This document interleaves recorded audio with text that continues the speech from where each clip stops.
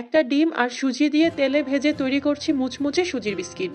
Mixing বলে একটি ডিম ভেঙে নিলাম, সেই সাথে চিনি অ্যাড করে দিলাম 1/3 কাপ পরিমাণ। এখন এরকম একটি হ্যান্ড উইক্স দিয়ে চিনি আর ডিমটাকে খুব ভালো করে মিশিয়ে নিব। এই কাজটা একটু টাইম নিয়ে করতে হবে।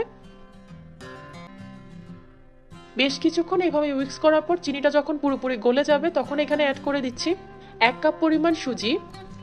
গুঁড়ো দুধ 2 টেবিল চামচের মতো দিয়ে দিলাম, এতে করে এর টেস্ট আরও বেশি মজা হবে। খুবই সামান্য পরিমাণ লবণ দিলাম। এখন আলতোভাবে সব কিছুকে একটু মিশিয়ে নিতে হবে।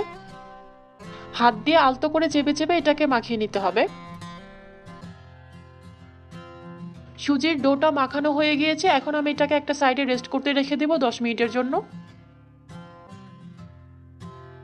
10 মিনিট পর সামান্য ডো নিয়ে এভাবে বিস্কিটের শেপ দিয়ে দিব। আপনারা চাইলে এই বিস্কিটের শেপটা আরো কিছুটা ছোট করে দিতে পারেন।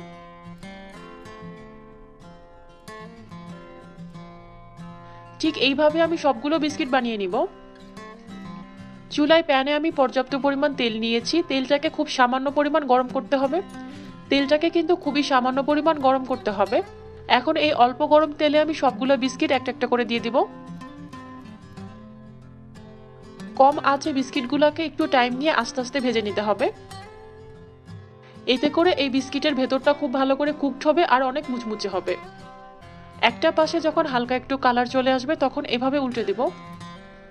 বিস্কিটগুলো প্রথম পর্যায়ে একটু নরম অবস্থায় থাকে, তাই এটাকে খুব সাবধানে উল্টে দিতে হবে। চুলার আঁচটা কিন্তু লোতে রেখে এই বিস্কিট ভাজাটা শেষ করতে হবে। এরপর এই বিস্কিটগুলোকে এইভাবে উল্টো পাল্টে বেশ কিছুক্ষণ ভেজে নিতে হবে। বেশ কিছুক্ষণ ভেজে নেওয়ার পর যখন এরকম সুন্দর একটি কালার চলে আসবে তখন আমি এটাকে তেল ঝরিয়ে তুলে নিচ্ছি।